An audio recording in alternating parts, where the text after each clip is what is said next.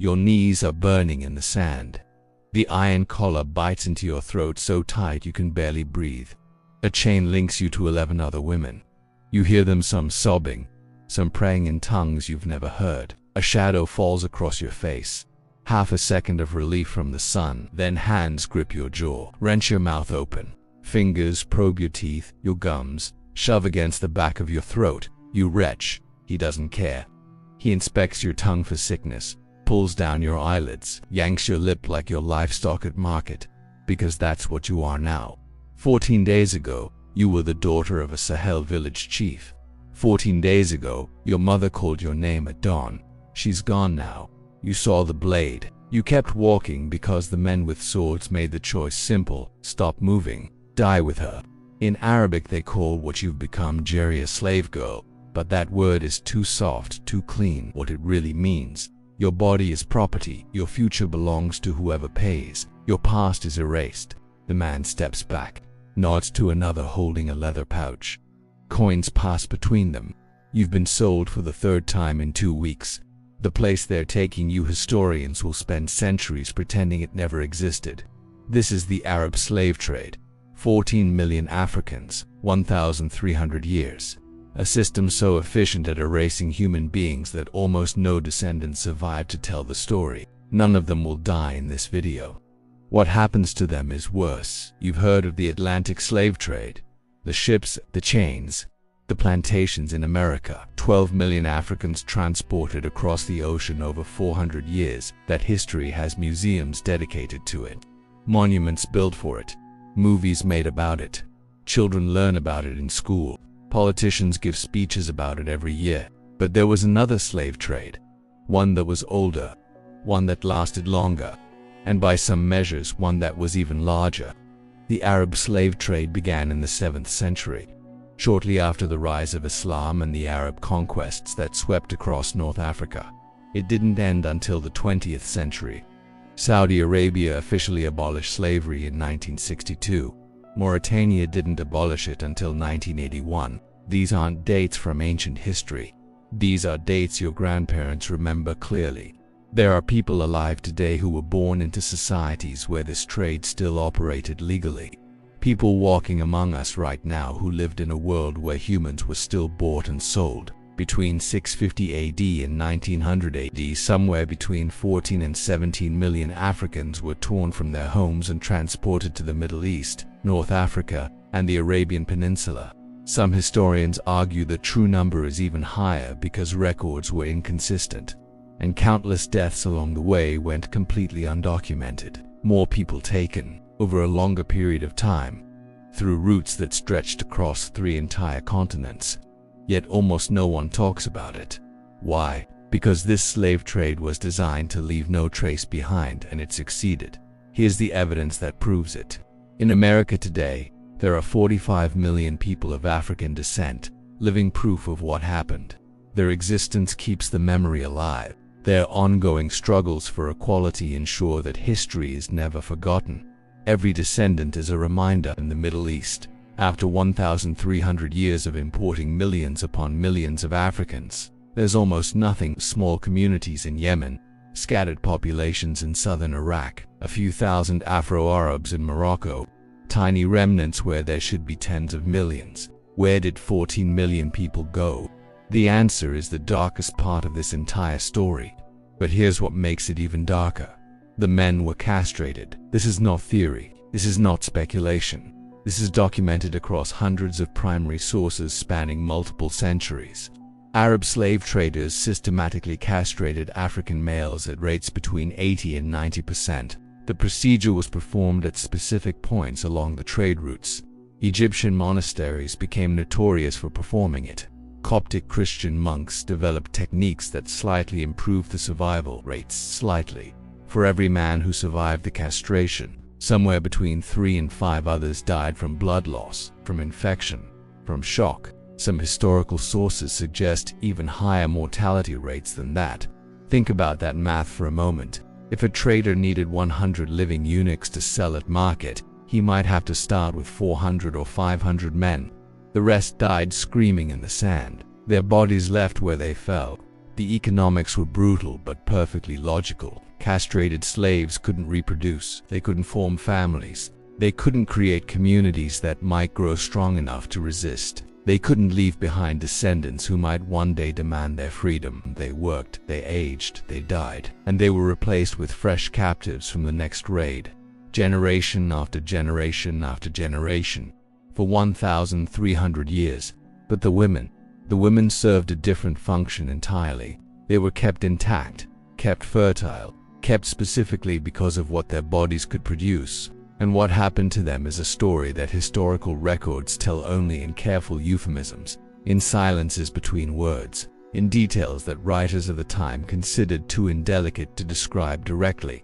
The machine required constant feeding. Arab merchants weren't raiders themselves, they were businessmen, entrepreneurs operating sophisticated commercial networks that stretched across entire continents. They didn't attack villages personally, they didn't need to. Instead, they built economic systems that incentivized Africans to capture and sell each other. Guns flowed into the continent in endless streams. European firearms traded through Arab middlemen. Textiles arrived. Luxury goods, salt which was more precious than gold in sub-Saharan regions. And in exchange for all these goods, human beings walked out. The kingdom of Dahomey in what is now Benin became one of the major suppliers. The kingdom's entire economy grew dependent on annual slave raids against neighboring peoples. The Sultanate of Zanzibar controlled the East African trade routes with an iron grip. The Funj Sultanate of Sudan dominated the Nile corridor. Various Tuareg groups controlled the Trans-Saharan routes through the desert. African kingdoms waged war on their neighbors, not for territory, not for resources, for human merchandise. Captured survivors were chained together, marched to collection points and sold to Arab traders waiting with coins and scales. The cycle fed itself endlessly. More guns meant more successful raids. More raids meant more captives. More captives meant more purchasing power. More purchasing power meant more guns. A machine that fed on human misery and grew stronger with every single life it consumed. Villages were attacked at dawn when resistance was weakest. Warriors surrounded settlements while families still slept. The assault was sudden, overwhelming, over before most people understood what was happening. Men who resisted were killed immediately, cut down where they stood. Men who surrendered were evaluated on the spot. Age, health, strength. Young, strong men were separated for castration and sale. Older men with no market value were frequently executed where they stood, their bodies left in the dust. But the women faced different calculations entirely. Traders examined them with specific criteria burned into their minds. Age mattered enormously. Girls too young would require years of feeding before becoming useful. Women too old had diminished value in the markets. The ideal range was roughly 13 to 25 years old. Old enough to survive the brutal journey that lay ahead.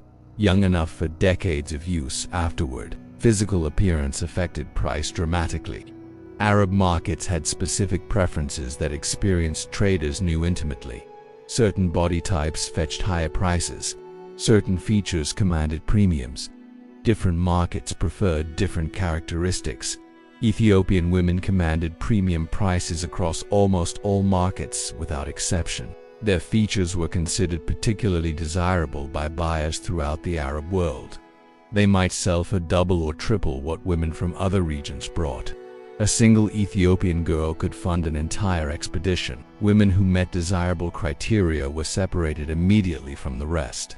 They'd receive marginally better treatment during transport. Not from compassion. Never from compassion. Damaged merchandise sold for less at market. Protecting the investment made economic sense, nothing more. The separation of families happened at capture sites or collection points. Mothers torn from their children.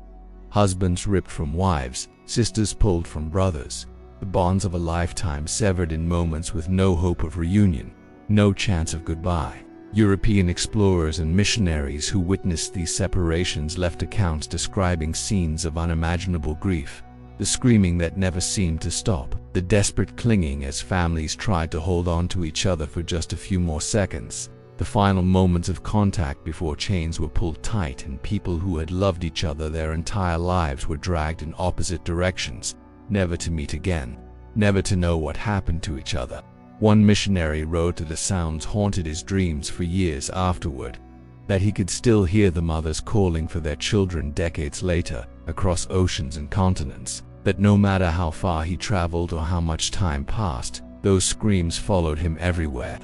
Those screams echoed across Africa for 1,300 years, and almost no one in the outside world ever heard them. If these women deserve to be remembered, subscribe, not for me, for them. Then came the Sahara. The Trans-Saharan routes were journeys measured not in miles, but in death. Picture the distance from New York to Denver. Now imagine walking it in chains, with almost no water, under a sun that kills without mercy. From collection points in sub-Saharan Africa to the great markets of North Africa, Tripoli, Tunis, Cairo, Marrakesh, caravans traveled distances exceeding 1,500 miles. Some routes stretched over 2,000 miles through nothing but sand. The journey took 2 to 3 months under optimal conditions. Conditions were never optimal. The Sahara is the largest hot desert on Earth. Daytime temperatures regularly exceed 120 degrees Fahrenheit. The sand becomes so hot it blisters skin on contact.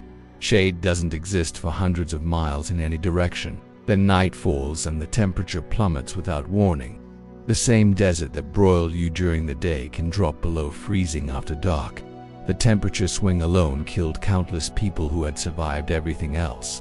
Water was the most precious resource imaginable, and it was rationed with brutal calculation.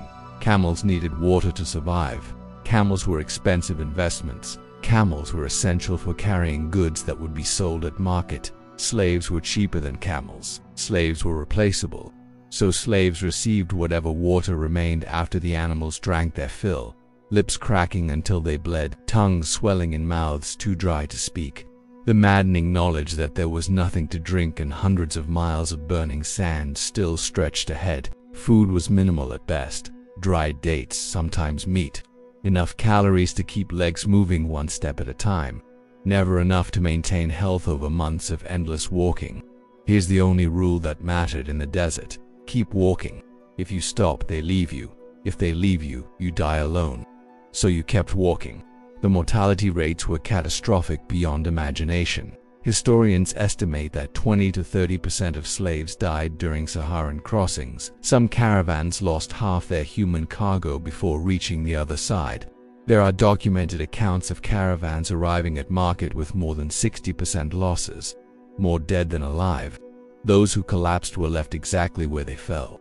Stopping to bury bodies would slow the caravan down. Stopping to help the dying might mean losing the living. The economics simply didn't support compassion of any kind.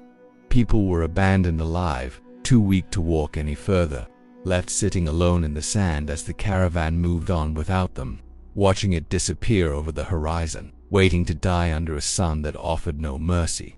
So the routes became marked by bones. Heinrich Barth, a German explorer who crossed the Sahara in the 1850s, documented exactly what he witnessed. The road was literally strewn with skeletons at every turn. In some valleys, the bones were so numerous that one could hardly avoid stepping on them with every stride. Skulls bleached white by the relentless sun, rib cages half buried in drifting sand that shifted with every wind. These weren't ancient remains from centuries past. They were recent, fresh additions to trails that had been accumulating bodies for over 1,000 years without pause. René Caillié documented similar horrors on the western routes through the desert. He described entire valleys that appeared white from a distance, not from sand, but from the accumulated bones of countless human beings. Gustav Nachtigal wrote of passing through regions where skulls and bones gave the sand an almost pavement-like quality underfoot, a road built from the dead. Hundreds of thousands of people, perhaps millions over 13 centuries of continuous operation. They remained scattered across the world's largest desert, marking forever the paths that swallowed them whole. Silent testimony to a trade the world chose to ignore. Silent witnesses that no one wanted to see. For the women who survived, who somehow endured the crushing heat and the freezing cold and the endless thirst and the constant starvation, arrival at a North African port meant only that the immediate dying had stopped, but survival came at a terrible cost. Many arrived broken in ways that didn't show on the surface. Their bodies had made the journey across the sand. Their spirits had not made it with them. Their ordeal wasn't over. It was simply transforming into something else entirely. Here's what happened next. The slave markets of the Arab world were ancient institutions, refined over centuries into operations of terrifying efficiency and cold precision. Cairo's market had operated continuously for over 1,000 years by the time European observers began documenting what happened there. Generation after generation of traders had refined the practices, the pricing structures, the techniques of evaluation. Every detail perfected through endless repetition. Buyers came from across the Islamic world and far beyond its borders. Ottoman nobles traveled from Constantinople with purses full of gold. Persian merchants arrived from Isfahan seeking specific merchandise. Wealthy Arabs came from Damascus and Baghdad with lists of requirements. Traders from the Gulf states sought domestic servants for growing households. Even European buyers, despite official prohibitions against their participation, found ways to join the auctions. The markets were organized by category with ruthless logic. Common laborers displayed in one section, skilled workers in another area, domestic servants arranged in a third, and behind screens, in the most exclusive and private areas, the women intended for private sale to the wealthiest buyers. The examination process was systematic and thorough beyond anything imaginable. Teeth came first. Dental health indicated age and overall condition with remarkable accuracy. Experienced buyers could estimate remaining years of useful life from teeth alone. They'd been doing it for generations. Then skin examined carefully for disease, for scars, for any imperfections that might lower value. Hair checked for texture and length and quality. Then the rest. Buyers paying premium prices demanded thorough evaluation of their potential purchases. The examinations were intimate, invasive, conducted with the cold detachment a butcher might show when evaluating livestock hanging from hooks. European travelers left accounts so graphic that their publishers often censored entire passages. One British observer in the 1830s wrote words that survived: "The women are made to walk, to turn, to display themselves in ways that cannot be described in polite company."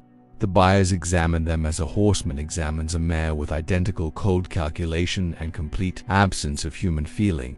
Prices varied dramatically based on origin, appearance, and intended use. Common women sold for modest sums that any merchant could afford. Women with desirable features brought significantly more at auction. Young virgins from preferred backgrounds could sell for the equivalent of several years' wages for an ordinary worker. The highest prices of all were paid privately, behind closed doors, by agents representing the wealthiest households in the empire. Zanzibar became the largest slave market in the entire Indian Ocean world. At its peak, 50,000 slaves passed through its auctions every single year. The island's entire economy revolved around human merchandise. Nothing else mattered. David Livingstone witnessed the trade firsthand during his expeditions. His accounts helped galvanize British abolition efforts across the empire. What he saw there changed him forever. He wrote, "To overdraw its evils is simply impossible. The subject does not admit of exaggeration. The sights I have seen are so revolting that I always strive to drive them from memory." The market operated openly until 1873, when British pressure finally forced its official closure. The Sultan signed a treaty under diplomatic duress. The public auctions officially ended, but the trade continued underground for decades afterward without pause. Ships sailed under cover of darkness. Transactions happened in hidden locations throughout the island. The demand was too strong to disappear. The profits were too large to abandon. Where there is demand, supply always finds a way. Where did these women go after they were sold? The answer will haunt you. The wealthiest buyers were building harems. Ottoman sultans maintained harems with hundreds of women, sometimes thousands. The imperial harem at Topkapi Palace in Constantinople held up to 2,000 women at various points throughout its history. Lesser nobles and provincial governors kept smaller collections proportional to their personal wealth and status. Even moderately wealthy merchants might own several women for domestic service and personal purposes. The harem was far more complex than the word suggests to modern ears. It wasn't merely about physical gratification or pleasure. It was a political institution where women competed fiercely for favor from powerful men. Bearing a son to a powerful man could mean everything. The mother of a future sultan wielded enormous power over the entire empire.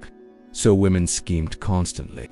They formed alliances with rivals who might become allies. They undermined competitors through whispers and manipulation. Poison was common behind those walls. Political maneuvering as sophisticated as anything in the formal court took place behind harem walls every single day. For a captured African woman, entering a harem meant systematic erasure of everything she had ever been. She received a new name that erased her old one. Her language was forbidden under threat of punishment. Her religion was replaced with that of her masters. Her past was destroyed completely and rebuilt from nothing. Trainers taught her new customs, new behaviors, new expectations, how to walk properly, how to serve correctly, what was permitted and what was punished severely. Eventually, nothing remained of who she had been before capture. The person her family loved was gone forever, replaced by someone created specifically to serve her owners. Some women navigated this system successfully against all odds. A rare few achieved genuine power that rivaled any man's Caillié sultan dominated.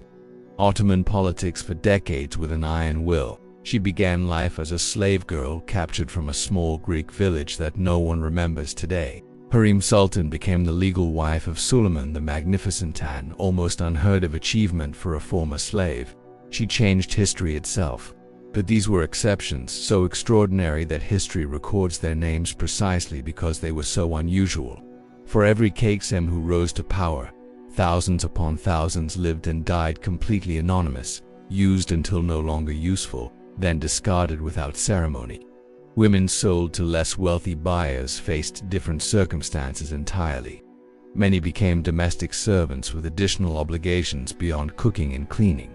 They cooked meals, they cleaned homes, they raised their owners' children as their own, and they submitted whenever their owner desired them to submit. There was no concept of consent in this world, no option to refuse anything demanded of them.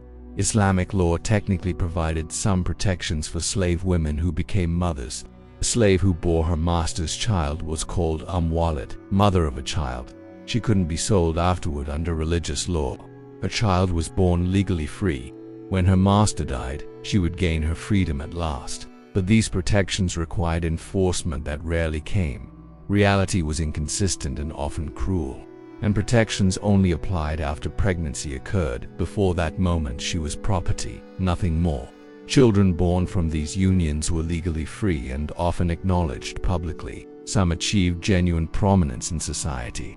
Multiple sultans throughout history were sons of slave mothers who had risen from nothing. But the mothers themselves remained slaves unless explicitly freed by their owners. Whatever intimacy occurred between them was compelled, never chosen. Over generations, these children married into Arab populations and had children of their own. Their features blended with each passing year. Their African heritage diluted with each new generation until it became invisible to the eye, until it vanished completely from memory. This was the final erasure, not just of individuals, but of their descendants who never knew the truth, not just of lives, but of any evidence those lives had ever existed at all. If you're still here, subscribe. This story isn't over yet. The Arab slave trade didn't end with a dramatic abolition that shook the world. There was no Emancipation Proclamation signed with ceremony, no civil war fought over the principle of human freedom, no moment when the world rose up together and declared it finished. Instead, it faded slowly, reluctantly, under external pressure rather than any internal moral awakening from within. British naval power gradually closed the East African routes in the late 1800s. The Royal Navy actively hunted slave ships across the Indian Ocean. Colonial administrations suppressed the Trans-Saharan trade as European powers carved up Africa for themselves. International pressure forced formal abolitions throughout the 20th century, one country at a time. But the legacy isn't monuments or memorials standing in public squares. The legacy is absence. In the Middle East today, there are virtually no descendants of the 14 million Africans taken there over 13 centuries. The men were castrated and left no children. The women's children were absorbed completely into Arab populations, their heritage diluted generation after generation until it disappeared entirely. The victims vanished so completely that most people alive today don't even know they ever existed. No movies have been made about them. No holidays commemorate their suffering. No politicians give speeches in their memory. No children learn their stories in school. In 2020, archaeologists working in Libya discovered a mass grave hidden beneath the sand. Hundreds of remains packed together. Analysis revealed they were sub-Saharan Africans who died sometime in the 18th or 19th century. Almost certainly slaves who never finished the crossing, who collapsed from exhaustion or thirst or heat and were left behind while the caravan moved on without them. Here's the detail that broke me. They had no names in any historical record. No descendants anywhere to claim their bones. No one anywhere in the world who remembered they had ever lived or loved or dreamed. No grave markers stood above them. No memorials were ever built. No one remained to mourn them. Just bones in the desert. Silent evidence of a tragedy the world chose to forget. The Atlantic slave trade left 45 million descendants who ensure that history is never forgotten. Living proof that demands remembrance. The Arab slave trade left silence. Nothing but silence stretching across centuries. 14 million people erased so completely that we don't have their names. The woman in the market, the one whose teeth were examined by rough fingers, whose body was evaluated like livestock, whose humanity was stripped away one inspection at a time. We will never know what she was called before they took her name away. The name her mother gave her at birth. The name her village knew her by. The name people called when they loved her. She might have ended up in a Cairo harem, competing with dozens of other women for scraps of attention from a man who owned her body and soul. She might have ended up in a Baghdad household, cooking and cleaning and submitting whenever she was called upon to submit. She might have ended up in a palace in Istanbul, forgotten in a corner when her youth faded and her beauty diminished. She might have borne children who never learned her original language, who never heard her songs sung the way her mother sang them, who never knew her stories or where she came from or what her village looked like at dawn. She might have died in the desert before reaching any destination at all, her bones joining millions of others, marking the roots that civilization has tried so desperately to forget. What we know is that she existed. She suffered beyond imagination. She endured things that no human being should ever be forced to endure. And for 1,300 years, millions of women, exactly like her, fed a machine designed to consume them completely, to erase every trace that they had ever existed. The Atlantic slave trade has monuments in capital cities, museums dedicated to preserving memory, memorials where people gather, days of remembrance marked on calendars around the world. This history has sand covering bones that no one will ever identify, names that no one will ever speak again. Remember her not as a number in a historian's estimate, not as a statistic in a research paper. Remember her as someone's daughter who was loved, someone who laughed once before they took her laughter away, someone who had a name before they erased it forever. That's the only memorial these 14 million will ever receive. You're remembering them right now. This is the Obscure Chronicles. We don't sanitize history. We don't look away. We show you what actually happened to real human beings. If this story mattered to you, drop a like, hit subscribe if you haven't already, and tell me in the comments what other buried history should we uncover next.